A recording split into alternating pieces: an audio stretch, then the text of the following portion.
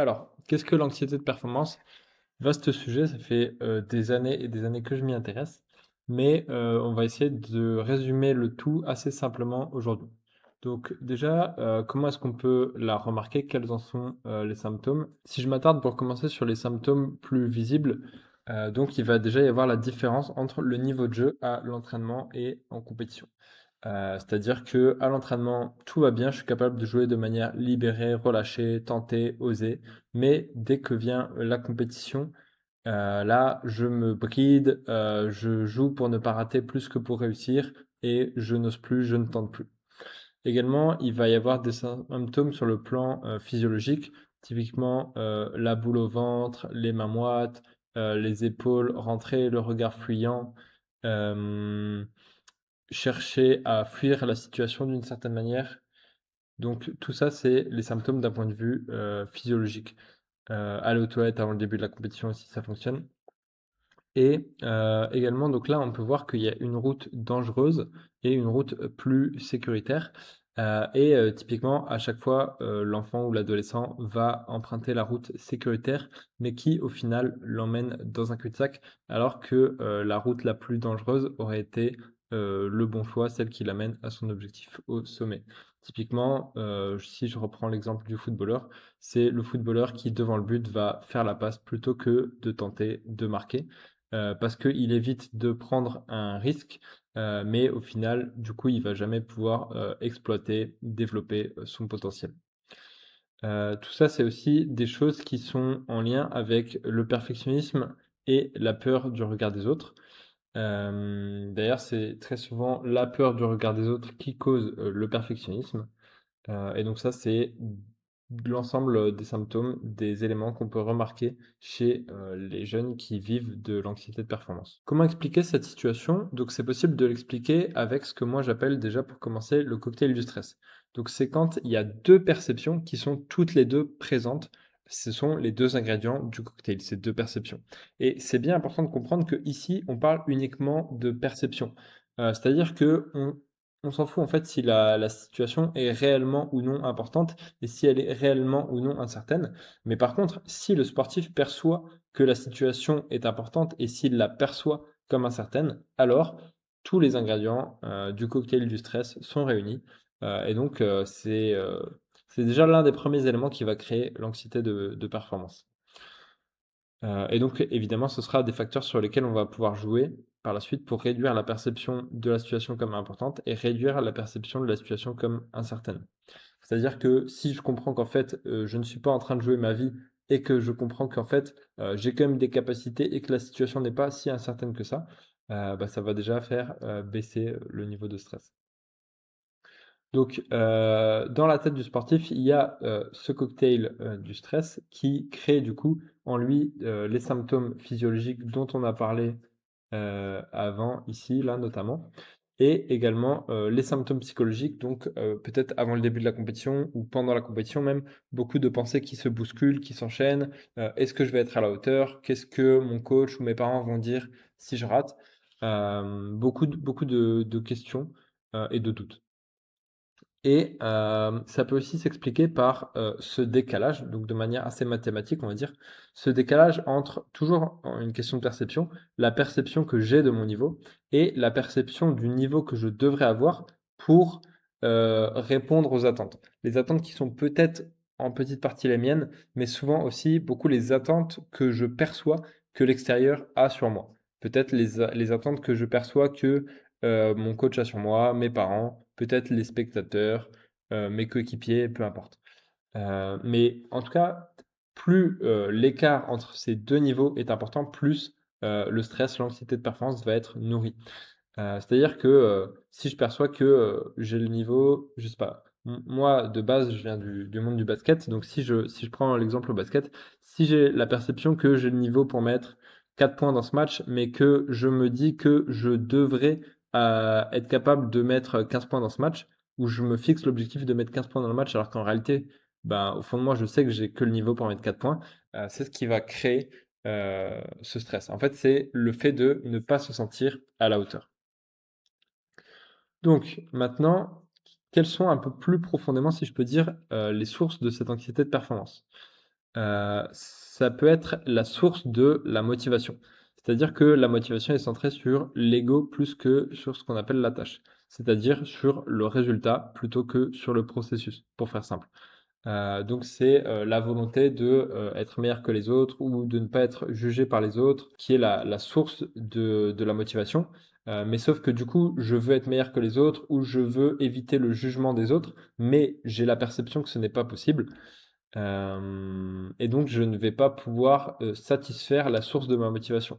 Alors que à l'inverse, si ma motivation serait bien plus en lien avec la volonté de progresser, d'apprendre, d'être meilleur que celui que j'étais il y a un an, c'est une source de motivation qui est, bien moins source de stress. C'est pour ça que, l'un des grands objectifs avec les sportifs avec lesquels on travaille, c'est de déplacer leur source de motivation d'une motivation centrée vers l'ego, vers une motivation plus centrée vers la tâche. Également, bah, l'une des sources de tout ça, c'est, l'estime de soi. Et quand on parle d'estime de soi, très souvent, on se demande: «OK, bah, est-ce que mon estime de moi, elle est haute ou elle est basse?» Donc on se situe sur cet axe-là. Mais un axe qui est également très important, c'est l'axe de la stabilité. C'est-à-dire que, hem, je pense que l'instabilité de l'estime de soi est plus grave que, la hauteur. C'est-à-dire que si mon estime de moi est instable, selon moi, c'est plus grave que, si elle est basse. Et qu'est-ce que c'est, la stabilité ou l'instabilité de l'estime de soi? C'est en fait, en lien avec ce dont on se parlait avant, avec le regard des autres. C'est-à-dire que en fonction de par exemple, si j'ai eu un compliment, je vais avoir une haute estime de moi. Je vais me dire que, je suis le meilleur. Alors qu'à l'inverse, si j'ai eu, une critique, je vais me dire que, je suis nul et en fait, mon estime de moi est instable et elle varie en fonction d'éléments qui sont notamment des éléments extérieurs. Et c'est ça le problème, c'est qu'on détermine notre estime de nous par rapport à des éléments extérieurs plutôt que de nous, soi-même, savoir, bah, au final, qu'est-ce que je vaux? Hem, je parlais de critique ou de compliment, mais ça peut aussi être un résultat. Par exemple, je viens de faire une bonne compétition, donc je pense que je suis le meilleur, ou je viens de faire une mauvaise compétition, donc je pense que je suis nul et que je ne vaux rien. Hem, donc, avec les sportifs avec lesquels on travaille, justement, l'objectif, c'est de venir, stabiliser leur estime de eux-mêmes et également, d'augmenter, la hauteur de l'estime de soi. Donc, sur ce cadran, l'endroit où on veut, se trouver, c'est, dans l'estime, haute et stable.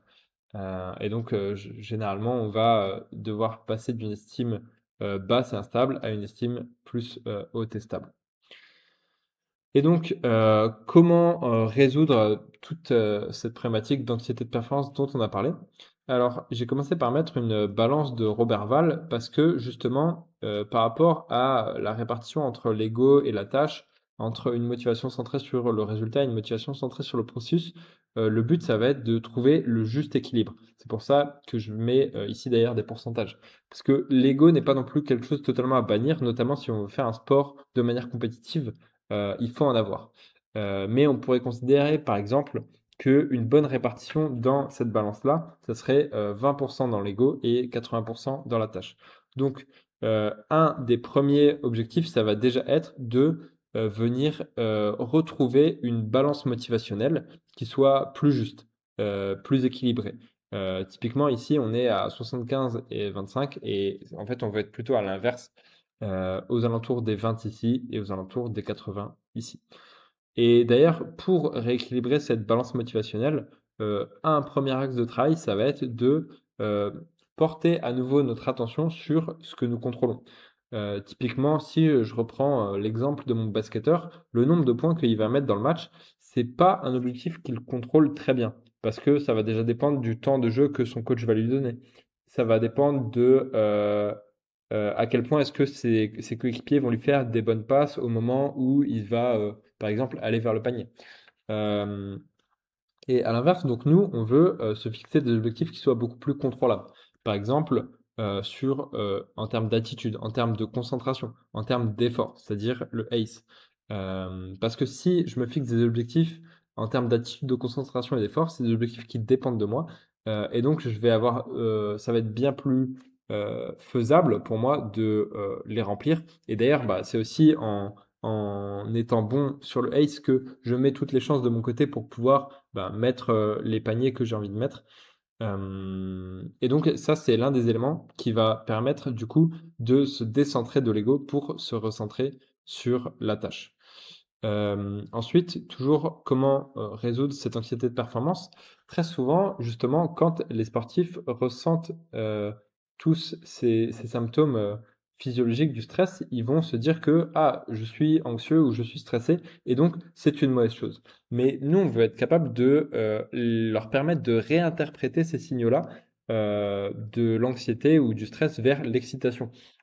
Comprendre qu'en fait, si mon cœur est en train de battre plus vite, c'est parce que, c'est la pompe de mon corps et qu'elle m'envoie, du sang et donc ce sang transporte de l'oxygène à mes muscles, à mes bras, à mes jambes. C'est peut-être pour ça d'ailleurs que j'ai les mains un peu moites ou que j'ai les jambes qui tremblent parce que, mon cœur envoie beaucoup de carburant, de jus dans mes mains, dans mes jambes, et donc en fait, c'est mon corps qui est en train de se préparer pour faire face à l'événement, qui est en train de se renforcer pour faire face à l'événement, que je vais devoir affronter.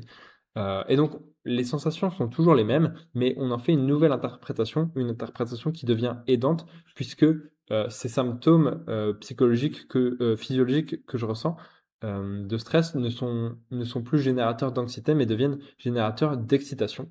Et au final, je comprends la chance que j'ai d'être ici et la chance que j'ai de ressentir, peut-être cette boule au ventre, ces mains moites ou ces jambes qui tremblent parce que c'est mon corps qui est en train de m'aider. Ensuite, ça peut arriver que, les sportifs avec qui on travaille, ils ressentent, en fait, ils sont assez lucides, donc ils ont compris beaucoup de choses. Typiquement, d'un point de vue, cognitif, d'un point de vue de la réflexion, ils savent que ce n'est qu'un match. Mais pour autant, dans leur corps, ils ressentent ce match comme une menace. Pourtant, ils sont capables de essayer de rationaliser, de se dire: «Bah non, mais c'est qu'un match, ça sert à rien de réagir comme ça». Mais au final, ils vont quand même être, très stressés, avoir peur de décevoir, besoin de prouver leur valeur et cetera. Et donc, là, à ce moment-là, ils ont compris d'un point de vue cognitif la chose, mais c'est important de venir travailler d'un point de vue un peu plus profond, j'ai envie de dire, d'un point de vue émotionnel. Donc par rapport à ça, nous, en séance, on va leur faire vivre, des expériences, des jeux de rôle qui vont avoir justement ce but de, venir travailler d'un point de vue, émotionnel plus que d'un point de vue cognitif. Parce que, comprendre ne résout pas, ou en tout cas ne résout pas forcément. Et également avec les jeunes sportifs, ce qui peut être, parfois très important, voire même primordial de travailler, c'est de pouvoir, travailler sur la relation parent-enfant. Parce que très souvent, ce que moi je peux observer, c'est que la volonté des parents n'est, que de pouvoir offrir le meilleur à leur enfant et donc, si par exemple, leur enfant va, faire une mauvaise, compétition, une mauvaise performance, ils vont simplement être déçus pour leur enfant. Mais par contre, dans la perception de l'enfant, il va se dire que son parent est déçu par lui et donc c'est important de venir, mettre un cadre en séance dans lequel, une séance avec le parent et l'enfant pour, leur permettre de mettre à plat peut-être des tabous, des non-dits, des choses qu'ils ont jamais pu avoir l'occasion de se dire entre eux. Parce qu'on leur offre justement ce cadre-là, qui permettent que chacun se comprenne bien et que donc, par exemple, l'enfant comprenne que la volonté de son parent, n'est que de, pouvoir lui offrir le meilleur et qu'il est déçu pour lui et non pas par lui. Et également, parfois, peut-être qu'on détermine des comportements à mettre en place d'une nouvelle manière pour le parent, de manière à ne pas venir mettre une pression, souvent de manière involontaire à l'enfant. Et donc tout ça, c'est déjà des bonnes premières pistes de travail par rapport à, cette anxiété de performance, notamment, chez les enfants et chez les adolescents. Il peut y en avoir, beaucoup d'autres, mais je pense que c'est déjà, des très bonnes premières pistes de travail.